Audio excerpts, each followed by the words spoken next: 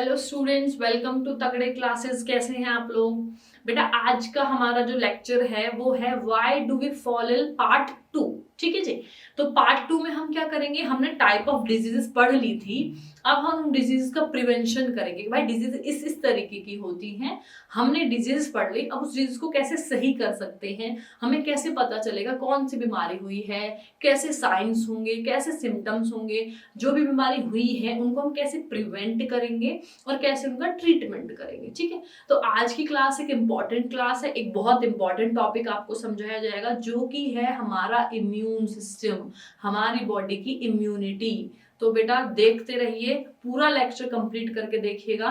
कुछ टॉपिक्स है जो बहुत अच्छे से आपको समझ आएंगे और कुछ टॉपिक्स हम अपने अगले लेक्चर में करेंगे जो कि हमारा क्वेश्चंस बेस्ड लेक्चर होगा। ठीक है बेटा जी, तो चलिए स्टार्ट करते हैं।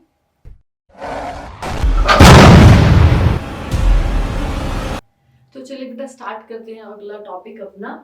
हम बता रहे थे कि पैथोजन क्या होते हैं। ठीक है, अगर हम बात करते हैं पैथोजन क्या होते हैं बेटा, तो पैथोजन होते हैं डिजीज कॉजिंग ऑर्गेनिज्म। ठीक है, पैथोजन होते हैं बेटा डिजीज कॉजिंग ऑर्गेनिज्म। ठीक है, यानी कि ऐसे ऑर्गेनिजम्स जो डिजीज कर रहे हो या ऐसे ऑर्गेनिज्म जो किसी एक पर्सन के अंदर अगर चले गए हैं तो उसको इन्फेक्ट कर देंगे या डिजीज कॉज कर देंगे। ठीक है, तो उनको हम लोग पैथोजन बोलते हैं। क्लियर बेटा? अब होगा क्या कि अगर हम पैथोजन बात कर रहे हैं तो पैथोजन हमारे अलग अलग तरीके के हो सकते हैं। वायरस को भी हम पैथोजन बोलेंगे, बैक्टीरिया को भी हम पैथोजन बोलेंगे, वायरस, बैक्टीरिया, फंगस, प्रोटोजोअन्स, इन सबको हम क्या बोलेंगे, पैथोजन बोलेंगे अगर वो डिजीज कॉज कर रहे हैं तो। ठीक है, अब हमें करना है कि कौन कौन से पैथोजन जो है वो डिजीज कॉज करते हैं और कौन से पैथोजन कौन सी डिजीज कॉज करते हैं, है ना। स्पेसिफिक होगा कि दिस टाइप ऑफ जो होगा पैथोजन वो इसी तरह की डिजीज कॉज करेगा या फिर यही डिजीज कॉज करेगा। ठीक है, तो हम करेंगे। सबसे पहले है आपका बेटा वायरस। नंबर 1 वायरस है। वायरस कौन कौन से डिजीज कॉज करता है? वायरस करता है बेटा एड्स, जो कि आपने सुना होगा, AIDS is acquired immunodeficiency syndrome, यानी कि एक इम्यून सिस्टम का सिंड्रोम है जिसमें जो पर्सन है उसका इम्यून सिस्टम काफी वीक हो जाता है। और इसका पैथोजन कौन है? पॉजिटिव ऑर्गेनिज्म है इसका HIV, और इसका पैथोजन कौन है? वेक्टर है, और ये है वायरस है। ठीक है, तो वायरस कॉज करता है एड्स। उसी तरीके से बेटा चिकन पॉक्स, उसी तरीके से इन्फ्लुएंजा एंड पोलियोमाइलिटीज। ठीक है, ये सब किसके एग्जांपल्स हैं? वायरस के एग्जांपल हैं कि वायरस जो है कौन कौन सी बीमारी कॉज करता है, ये वाली। ठीक है, आगे जैसे आपको क्वेश्चंस आ सकते हैं इसमें कि name 2 diseases caused by bacteria. नहीं, मैंने 2 डिजीजेस कॉज्ड बाय वायरसेस, तो उसके लिए मैं हम ये करा रहे हैं।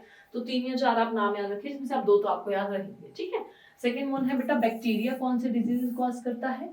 तो बैक्टीरिया में आएगा बच्चे टाइफाइड, कॉलेरा, टीबी और टेटनस। ठीक है, ट्यूबरकुलोसिस इज टीबी। ठीक है, तो ये बीमारियां हैं जो आपका बैक्टीरिया कॉज करता है, बैक्टीरिया कॉजिंग है जो। थर्ड है बेटा फंगस। अच्छा, फंगस की एक चीज और है, फंगस कहाँ पर ग्रो होती है? फंगस ग्रो होती है बेटा एक तो जहां पर टेम्परेचर थोड़ा सा हो हाई, यानी गर्म टेम्परेचर, और दूसरी चीज जहां पे मॉइस्चर प्रेजेंट हो। जहां पर मॉइस्चर होगा, टेम्परेचर होगा, उसी जगह पर ही सिर्फ फंगस बैठ सकती है। ठीक है, तो फंगस क्या कॉज करती है बेटा? फंगस करती है स्किन इन्फेक्शन, और दूसरा आपका डेंड्रफ और रिंगवॉर्म, जो खुजली दाद खाज होते हैं उनको कौन कराता है? उनको रिंगवॉर्म कराते हैं। ठीक है, फंगस कराती है, तो रिंगवॉर्म होती है वो और फंगस कराती है। आपका नेक्स्ट पैथोजन है बच्चे प्रोटोजोआ। प्रोटोजोआ के एग्जांपल्स हैं मलेरिया, अमाइबिक डायसेंट्री एंड काला आजर। ठीक है, ये है आपके किसके एग्जांपल्स? प्रोटोजोअन के। ठीक है, इसके बाद नेक्स्ट है बेटा मेटाजोआ। मेटाजोआ में एलिफेंटाइसिस, एस्कैरियासिस। ठीक है, नेक्स्ट माइट्स है स्केबीज। तो ये कुछ ऐसे आपके डिजीजेस थे जो कि एक पर्टिकुलर टाइप ऑफ ऑर्गेनिज्म ही उनको कर रहे हैं। तो हमने वो टाइप ऑफ ऑर्गेनिज्म भी कर लिया और वो डिजीजेस के नाम भी कर लिए हैं। ठीक है बच्चे, कितना क्लियर है? आगे चलते हैं। आपको ये मैंने एक दो कराए हैं, इनमें से आपको एटलीस्ट दो लर्न करने हैं एग्जाम्पल। आपकी क्वेश्चन इनमें से कोई ना कोई जरूर आएगा कि किसी के भी आप 2 एग्जाम्पल बताइए ऐसी बीमारी जो बैक्टीरिया कॉज कर रहा है, वायरस कॉज कर रहा है, प्रोटोजोन कॉज कर रहे हैं। तो इसलिए आपको एटलीस्ट इनके 2 एग्जाम्पल याद होने चाहिए। ठीक है, अगला है अच्छा ऑर्गन स्पेसिफिक या टिश्यू स्पेसिफिक। ठीक है। जो हमारी बीमारियां होती हैं वो ऑर्गन स्पेसिफिक होंगी या टिश्यू स्पेसिफिक होंगे, किस पे डिपेंड करेगा, या उसको जो इलाज होगा, जो हमें उसकी दिख रहा है, हमें जो दिख रहा होगा वो क्या होगा। ठीक है, वो ऑर्गन स्पेसिफिक होगा, टिश्यू स्पेसिफिक होगा। सबसे पहली चीज तो ये कि हमें बेटा कोई भी बीमारी होती है, अगर आपने पहले वाले लेक्चर्स भी देखे हैं तो मैंने पहले वाले लेक्चर्स में भी आपको बताया होगा कि अगर हमें कोई भी बीमारी हो रही है तो हमारी जो बॉडी है उसके पास एक कैपेबिलिटी है उस इन्फेक्शन से खुद लड़ने की, है ना। यानी कोई बीमारी होगी, हमारी बॉडी उससे खुद लड़ सकती है, वी हैव द एबिलिटी। ठीक है, उसके बाद क्या हुआ, हम उस बीमारी के ऊपर क्या ले रहे हैं, दवाइयाँ भी ले रहे हैं। तो दवाइयाँ क्या कर रही है, जो हमारा ऑलरेडी इम्यून सिस्टम है, वेकन यानी जागा हुआ इम्यून सिस्टम है, उसको वो स्लो डाउन कर देगी। ठीक है, उसको क्या कर देगी, कम कर देगी, हमारा इम्यून रिस्पॉन्स नहीं कर पाएगा चीजों को। अब एक चीज होती है साइन और सिम्टम्स, ये वाला जो हम पोर्शन है ये क्वेश्चंस में करेंगे, एग्जैक्ट जो इनका डिफरेंस है वो क्वेश्चंस में करेंगे। अब मैं एक एग्जांपल आपको देके बताती हूँ। फॉर एग्जांपल किसी मच्छर ने काटा हमें, ठीक है, तो वो जो एरिया है, वो जो जगह जहाँ पर मच्छर ने काटा होगा, वो एरिया अपने आप स्वेल हो जाता है, थोड़ा सा बाकी एरिया के अकॉर्डिंग वो थोड़ा स्वेल हो जाएगा। ठीक है, स्वेल होने के साथ साथ वो रेडनेस आ जाती है वहां पर, और वो एरिया थोड़ा सा गर्म होगा, यानी कि बाकी बॉडी के टेम्परेचर से उस जगह का टेम्परेचर थोड़ा सा होगा ज्यादा। ठीक है, बात समझ गए। अब वो हो क्यों रहा है, क्योंकि कोई भी माइक्रोब है, कोई भी पैथोजन है, उसने इन्फेक्ट तो हमारी बॉडी के अंदर कर दिया है ऑलरेडी। ठीक है, लेकिन जो एरिया हमें दिख रहा है वो हमें बता रहा है, वो सिम्टम्स हैं उस चीज के, जो हमारे अंदर माइक्रोब गया है वो एक सिम्टम शो कर रहा है हमें हमारी बॉडी के बाहर। ठीक है, उसी तरीके से अगर फीवर हुआ है, किसी पर्सन को बीमार हो गया है कोई, तो उसमें क्या क्या सिम्टम्स हमें दिखते हैं कि उसकी जो नोज है रनिंग है, ठीक है, या फिर उसको हेडेक हो रहा है, उसकी बॉडी पेन कर रही है। तो होगा क्या कि जो हम बुखार की दवाई लेने जा रहे हैं वो दवाई खाने के बाद हम ठीक हो जाते हैं, लेकिन बेटा ठीक हो क्या रहा है, वो सिम्टम्स, जो सिम्टम्स हमें उस बीमारी की वजह से बॉडी के बाहर अपीयर हो रही हैं, वो सिम्टम्स ठीक होते हैं खाली। जबकि बॉडी के अंदर जो लड़ाई चल रही है एंटीजन और एंटीबॉडी की, वो तो चल ही रही है। ठीक है, एंटीजन एंटीबॉडी मैंने एक नाम लिया, इसको भी समझा देती हूँ कि एंटीजन क्या होता है, हमारी बॉडी में कोई माइक्रोब आया, उसने कुछ, वो हमारी बॉडी के अंदर गया, वो कुछ ना कुछ तो रिलीज करेगा ना, कुछ ना कुछ टॉक्सिक मटेरियल, कोई हार्मफुल मटेरियल जो हमारी बॉडी के लिए ठीक ना हो, जिसकी वजह से हमें बीमारी हो रही है, वो होता है एंटीजन। ठीक है, और हमारी बॉडी उस एंटीजन से लड़ने के लिए कोई चीज बनाएगी, वो होती है एंटीबॉडी। क्लियर है, तो एंटीजन वहां से आया है, एंटीबॉडी हमारी बॉडी की है, तो एंटीजन और एंटीबॉडी में क्या होगा, इंटरेक्शन हो रहा है, और जिसकी वजह से हमारे जो सिम्टम्स हैं वो हमें बाहर निकल कर दिखते हैं। ठीक है बेटा, क्लियर। तो करते हैं एक बार, क्या है कि साइन और जो सिम्टम्स होंगे, जो हमारी बॉडी में साइन और सिम्टम्स होंगे डिजीज के, वो डिपेंड करता है कि उसका जो टारगेट ऑर्गन है क्या है। अगर कोई माइक्रोब हमारी बॉडी के किसी एक पार्ट को टारगेट कर रहा है तो उसके अकॉर्डिंग हमें साइन सिम्टम दिखेंगे, किसी दूसरे ऑर्गन को कर रहा है तो उसके अकॉर्डिंग हमें साइन सिम्टम्स दिखेंगे। ठीक है, तो डिपेंड करता है कि साइन सिम्टम हमारे कहाँ आ रहे हैं, कि कौन सा माइक्रोब ने कौन सा ऑर्गन टारगेट किया है, कौन सा टिश्यू टारगेट किया है। ठीक है, दूसरी चीज जो सीवियरिटी है डिजीज की, यानी कि ये डिजीज जो है कितनी ज्यादा है, कैसी है, एक्यूट है, क्रॉनिक है, इन्फेक्शियस है, नॉन इन्फेक्शियस है, एक्वायर्ड है, ये सारे हमने किए हुए हैं। ठीक है, टाइप ऑफ डिजीज में किया हुआ है ये। तो ये डिजीज है, कौन सी डिजीज है, कैसे पता चलेगा, पता चलेगा बेटा कि जो माइक्रोब है वो कितने नंबर में बॉडी के अंदर आए हैं।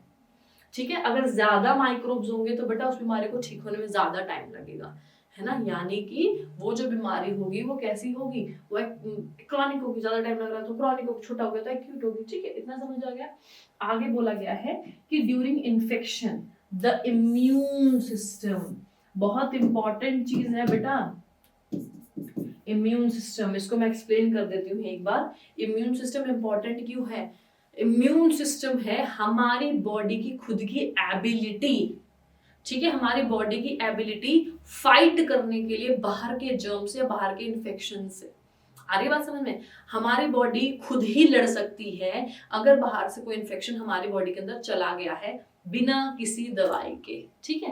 तो हमारी बॉडी खुद कोशिश करेगी कि भाई जो भी बाहर से एंटीजन आ रहा है मैं अपनी बॉडी के अंदर से एंटीबॉडी रिलीज करूं और वो आपस में इंटरेक्शन करे और कोशिश हो कि वो जो इन्फेक्शन कॉज हुए जल्दी जल्दी जल्दी खत्म हो जाए, ठीक है। तो इम्यून सिस्टम वही सिस्टम है हमारी बॉडी का जो हमारी बॉडी को बचाता है इन्फेक्शन से, ठीक है। तो वही बात चल रही है कि इन्फेक्शन ड्यूरिंग इन्फेक्शन यानी कि जैसे ही कोई पैथोजन कोई माइक्रो बॉडी के अंदर आया होगा, इन्फेक्ट उसने किया होगा, वैसे ही जो इम्यून सिस्टम है वो क्या हो जाएगा, एक्टिवेट हो जाएगा कि भाई बाहर से कोई ना कोई इन्फेक्शन आया है। जैसे मैं एक एग्जांपल काफी देती हूँ आपको कि अगर गेट के बाहर बिल्डिंग के बाहर गार्ड खड़ा है, कोई जबरदस्ती अंदर आएगा, वो हमारे बॉडी का हिस्सा है यानी कि हमारे नोन का पर्सन है तो उसको आने देगा। लेकिन कोई हमारे नोन का पर्सन नहीं, कोई अननोन डायरेक्ट अंदर घुस गया है, ठीक है, तो क्या करेगा, गार्ड एक्टिव हो जाएगा, है ना। तो वही चीज हुई कि हमारी बॉडी के अंदर कोई पैथोजन आ गया, कोई माइक्रोब आ गया, हमारे बिना परमिशन के, हमारा बॉडी का हिस्सा नहीं है, हमें उसकी बॉडी में जरूरत नहीं है, तो इम्यून सिस्टम क्या हो जाएगा बेटा, एक्टिव हो गया है। It send many soldier cells, ठीक है, ये क्या भेजेगा, बहुत सारे सोल्जर सेल्स भेज रहा है। यहाँ पर जो सोल्जर सेल्स होते हैं वो WBC को मान लीजिए आप, ठीक है, कि सोल्जर सेल्स भेजेगा अफेक्टेड टिश्यू पे, जिस टिश्यू पे वो माइक्रोब या वो पैथोजन ने एंटर किया, इन्फेक्शन ने एंटर किया है, to kill the microbe. This causes inflammation. जो मैं स्वेलिंग की बात कर रही हूँ कि मच्छर ने जहां खाया है वहां स्वेल हो जाएगा, रेडनेस हो जाएगी, इचिंग हो रही होगी, है ना, टेम्परेचर बढ़ जाएगा। वो किस वजह से, कि जहां पर उसने अफेक्ट किया होगा वहां पर जो हमारा WBC चला जाएगा, सोल्जर सेल्स चले जाएंगे, उनके बीच में इंटरेक्शन होगा जो मैं एंटीजन और एंटीबॉडी का बोल रही हूँ, और वहां पर होगी इन्फ्लेमेशन। आगे बात समझ में। इन्फ्लेमेशन इज ड्यू टू, इसलिए हो रही है, to escape of some chemicals which cause allergic reactions. कुछ केमिकल्स की वजह से जो हमारी बॉडी में एलर्जी कॉज करते हैं, ठीक है जी। They attract blood supply because of which the amount of blood and the temperature of the surrounding area increase। जैसे मैं बात कर रही हूँ, ब्लड बढ़ गया यानी कि रेडनेस दिख रही है, टेम्परेचर बढ़ गया यानी कि थोड़ा सा गर्म एरिया होगा, इन्फ्लेशन। ये तीन चीज की बात करी थी मैंने, ठीक है, यही तीन चीजों की बात की थी। क्या, पहला स्वेलिंग आ जाएगी, दूसरा रेडनेस हो जाएगी, तीसरा टेम्परेचर बढ़ जाएगा, ठीक है। ये तीनों चीजें हो रही हैं किसकी वजह से, हमारी इम्यूनिटी जो है अपने आप लड़ना चाहती है सब चीजों से, क्लियर है, इंडिपेंडेंट बनी हुई है वो। डन बेटा, इतना समझ आया कि ऑर्गन स्पेसिफिक टिश्यू स्पेसिफिक क्या होता है, इम्यूनिटी क्या है, कुछ थोड़ा बहुत समझ आया, इम्यूनिटी क्या करने की कोशिश करेगी ये समझ आया, ठीक है। आगे चलते हैं। Prevention of disease follow 3 basic principles. Prevention, एक कोट अगर आपने पढ़ा है तो बहुत अच्छी बात है, वरना मैं बता देती हूँ, prevention is better than cure. कि जो आपका प्रिवेंशन है वो क्योर से बहुत हद तक अच्छा है। क्योर का मतलब होता है इलाज करो, प्रिवेंशन मतलब पहले से बचाव करो, ठीक है। तो बचाव कर लीजिए आप किसी डिजीज से, वो ज्यादा बेटर है कि आप उसके बाद में इलाज करेंगे, ठीक है। तो यही कोट है कि prevention is better than cure, कि भाई प्रिवेंशन हमेशा ही अच्छा होता है क्योर से। तो वही लिखा हुआ है कि हमें कुछ डिजीज की प्रिवेंशन बताइए कि हम डिजीज से कैसे प्रिवेंट रख सकते हैं। तो कुछ बेसिक मतलब नॉर्मल वाले कि नॉर्मल उनको सब फॉलो कर सकते हैं, कुछ स्पेसिफिक नहीं है, ठीक है। जैसे कि इसमें क्या है, maintenance of personnel public hygiene, hygiene को थोड़ा मेंटेन करो। हाइजीन मेंटेन करोगे तो बेटा एयरबॉर्न डिजीज नहीं आएंगी, वाटर बॉर्न डिजीज नहीं आएंगी, आसपास जो रह रहे हैं वो लोग साफ हैं, हम लोग साफ हैं, तो काफी चीजें जो है वो कम हो जाएंगी, ठीक है। दूसरा है availability of proper sufficient food and water, साफ पानी हो, ये हो वो हो, लोगों माल न्यूट्रिशन ना हो, उससे भी हो सकता है। तीसरा है बेटा immunization treatment, immunization treatment of disease, ये हो जो है कम हो सकती है, इम्यूनाइजेशन होना चाहिए। इम्यूनाइजेशन भी क्या है, हम अगले में अभी मैं आपको एक्सप्लेन करती हूँ। तो ये मेजरली ये तीन हो गए, पर्सनल होना चाहिए, पब्लिक हाइजीन, पर्सनल हाइजीन होना चाहिए, वाटर वगैरह सबको मिले, वाटर और फूड सबको मिले जिससे माल न्यूट्रिशन की वजह से कोई बीमारी ना हो, और इम्यूनाइजेशन होना चाहिए, ठीक है। दूसरा है रिड्यूसिंग द इफेक्ट, हो गई है बीमारी, उसका इफेक्ट कैसे कम करना है। हमें तो सिम्टम नजर आ रहे हैं, याद आया, हमें बीमारी नहीं नजर आ रही, हमें सिम्टम नजर आ रहे हैं, सिम्टम की वजह से हम पता करते हैं कि बीमारी क्या है। तो अगर हमें सिम्टम नजर आया तो हम उसको रिड्यूस कैसे करेंगे, उसके इफेक्ट्स को, सिम्टम्स के इफेक्ट्स को कैसे रिड्यूस करेंगे।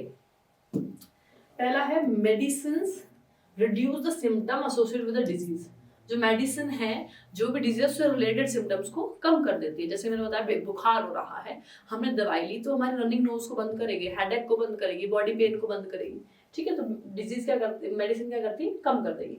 टेकिंग रेस्ट सबसे अच्छी चीज है, रेस्ट लो, बॉडी को रेस्ट करने दो, ठीक है। ये हो गया reducing the effect.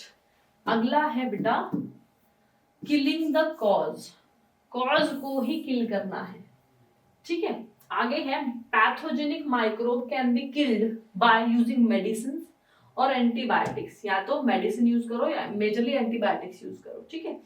Antibiotics can be used to cure bacterial infection, bacteria है, बायोटिक है, तो बैक्टीरियल इन्फेक्शन को किल कर सकता है। These chemical compound block the important biochemical pathways।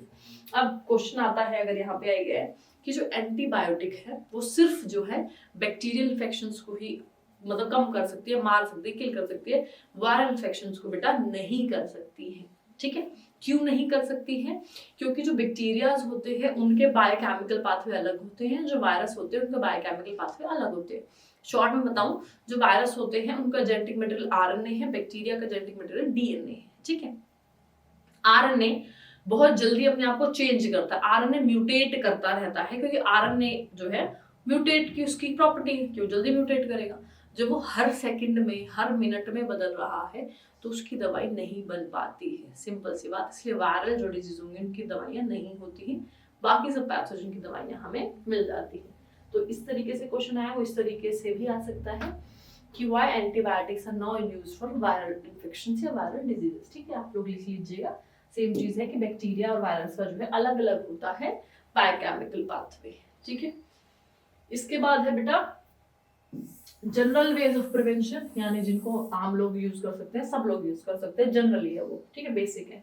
We can prevent exposure to airborne microbe, airborne जो है हम कैसे हटा सकते हैं, लिविंग कंडीशन अच्छी कर लें, ओवर क्राउडेड जगह पर ना रहे, ओवर क्राउडेड रहेगा तो कुछ ना कुछ इन्फेक्शन अगर एक पर्सन को तो बहुत जल्दी फैलेगा, है ना। तो एयरबोर्न की है तो ओवर क्राउडेड जगह पर ना रहे, अवॉइड करें। अगर वाटर बॉर्न है तो बेटा अच्छा सेफ फिल्टर्ड पानी पिए, बॉइल्ड पानी पिए, वाटर बॉर्न इस तरीके से हो सकती है प्रिवेंट।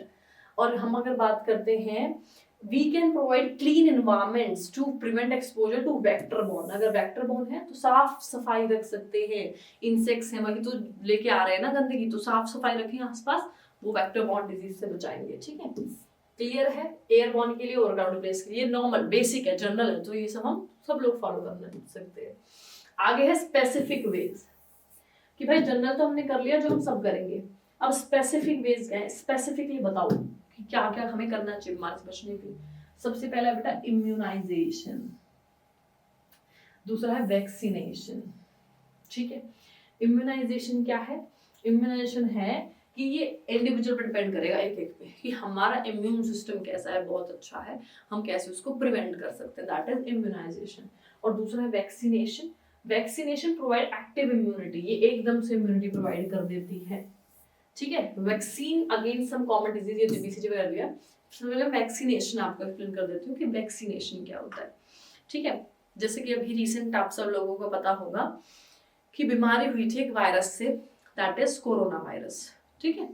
तो कोरोना वायरस है, मैंने पहले ही बता दिया कि वायरस जो होगा उसकी दवाई कभी नहीं बनेगी, लेकिन क्या बनी, उसकी वैक्सीन बन गई। तो वैक्सीन क्या कर रही होगी बेटा, वैक्सीन कर रही होगी कि फॉर एग्जाम्पल वैक्सीन में क्या होता है, कोरोना की बात लो, वैक्सीन में क्या होगा, हमने जो कोरोना वाला वायरस है उसको पकड़ा, उस वायरस को वीक कर दिया, यानी जो उसकी पावर 10x थी फॉर एग्जाम्पल, उस पावर को हमने x कर दिया, ठीक है, सेम वही लिया, उसको क्या करा, बॉडी के अंदर इंट्रोड्यूस कर दिया हमने, उस x वाले पावर वाले वायरस को बॉडी के अंदर इंट्रोड्यूस कर दिया। अब हमारी बॉडी जो है वो 10x पावर वाले के साथ नहीं लड़ पा रही थी, पर x वाले के साथ हमारी बॉडी फाइट कर पाएगी, बहुत अच्छे से फाइट कर पाएगी। तो जैसे वो x वाला हमारी बॉडी के अंदर गया, वो कुछ एंटीजन रिलीज करेगा, हमारी बॉडी कुछ एंटीबॉडी रिलीज करेगी। अब यहाँ पर जो एंटीजन है वो पड़ जाएगा कम, और एंटीबॉडीज बहुत ज्यादा बहुत ज्यादा बहुत ज्यादा, तो एंटीबॉडी बढ़ के निकली, है ना, वो क्या कर लेंगे, कवर कर लेंगे एंटीजन को, उस टाइम पे उसको किल कर देगी, उस इन्फेक्शन को कर देगी खत्म, ठीक है। अब हमारी बॉडी उसके अगेंस्ट बहुत सारी एंटीबॉडी बनाती चली जाएगी, बनाती चली जाएगी, हमारी बॉडी ने एंटीबॉडीज बना ली है उस इन्फेक्शन के अगेंस्ट, ठीक है। हमें याद रहेगा ये कि भाई बन गया है। अब क्या हो, जैसे फॉर एग्जाम्पल आप करो कि कोई छोटा बच्चा है, वो एक चीज से डरता है, एक जगह से वो गिर गया, तो वो दोबारा वहां जाने से डरता है कि मैं दोबारा गिरूंगा। सेम चीज क्या होगी, अगर वो वायरस दोबारा से हमारी बॉडी के अंदर एंटर करता है, तो जो हमारी इम्यून सिस्टम की मेमोरी है, वो मेमोरी रिकॉल कर लेगी कि ये इन्फेक्शन पहले भी बॉडी के अंदर आया है। जैसे ही वो रिकॉल करेगी, वो एंटीजन अपने बनाने शुरू करेगा, उससे पहले हमारी बॉडी में ऑलरेडी एंटीबॉडीज प्रेजेंट है उसके अगेंस्ट, तो एंटीबॉडी उसको फटाफट से खत्म कर देंगी। तो मेजरली हम करते क्या है वैक्सीन में, ऑलरेडी जो वीकेंड पैथोजन है उसको ही इंट्रोड्यूस कर रहे हैं बॉडी के अंदर, ठीक है, दैट इज वैक्सीनेशन। वही सेम कोरोना में, जैसे आपने सुना होगा कभी कि पोलियो, छोटे बच्चे जो होते हैं, न्यूबॉर्न बेबीज होते हैं, उनको पोलियो की दवाई पिला रहे हैं, कोई और दवाई पिला रहे हैं, या आपने ये चीजें सुनी होगी जिसको बोलते हैं कि माता निकलती है ना, ये कॉमन वर्ड्स है कि माता निकलती है, तो बेटा वो लाइफ टाइम में एक बार निकलती है, उसके बाद नहीं निकलती है। क्या रीजन है, वैक्सीनेशन, बॉडी अपने आप कर रही है। माता निकल गई यानी वो बीमारी हुई हमें, वो उसने अपने बॉडी, उसने हमारी बॉडी के अंदर एंटीजन डाला, हमारी बॉडी ने उसके अगेंस्ट एंटीबॉडी बना के रख ली पहले से ही। अब दोबारा अगर वो इन्फेक्शन होगा तो हमारी एंटीबॉडी उसको किल कर देगी, भाई दोबारा होगी क्यों बीमारी, नहीं होगी। इसीलिए अब जो छोटे बच्चों को वैक्सीन पहले से ही प्रोवाइड कराई जाती हैं, बार बार प्रोवाइड कराई जाती है। उनको पोलियो हो गया, बीसीजी हो गया, टेटनस हो गया, डिप्थेरिया हो गया, इन सब की जो है वैक्सीन पहले से प्रोवाइड कराई जाती हैं बच्चों को। यही टर्म्स है आपकी वैक्सीनेशन, ठीक है। Vaccination provide active immunity, active immunity करता है वो, वेट नहीं करता कि इम्यूनिटी बनेगी। Vaccine against some common disease such as BCG, DPT, polio, tetanus, diphtheria, whooping cough, measles और बहुत सारी चीजें जो कि इंडिया में एडमिनिस्ट्रेटेड है, ठीक है। इम्यूनिटी की बात करें, इम्यूनाइजेशन कराना क्या होगा, हमारी बॉडी को तैयार करना है इन्फेक्शंस के लिए, इन्फेक्शियस के लिए, डिजीज के लिए, ठीक है, दैट इज इम्यूनाइजेशन। तो बेटा आज की क्लास में हमारे कुछ टॉपिक्स हो पाए, इसके बाद हम लोग करेंगे अगली क्लास जिसमें हमारा कुछ इंपॉर्टेंट क्वेश्चंस होंगे रिलेटेड टू दिस चैप्टर, और कुछ ऐसे क्वेश्चंस होंगे जो कि इंपॉर्टेंट होंगे आपके एग्जाम्स के पॉइंट ऑफ व्यू से, ठीक है जी। तो आज की क्लास में बेटा इतना ही, पढ़ते रहिए, डेली पढ़ेंगे, लर्न करेंगे तो आपको चीजें समझ आएगी और अच्छे से समझ आएगी। इंटरेस्टिंग चैप्टर है, इंटरेस्ट लेके पढ़िए, बिल्कुल समझ आएगा। तो ठीक है बेटा, keep learning, revising and evolving. Thank you.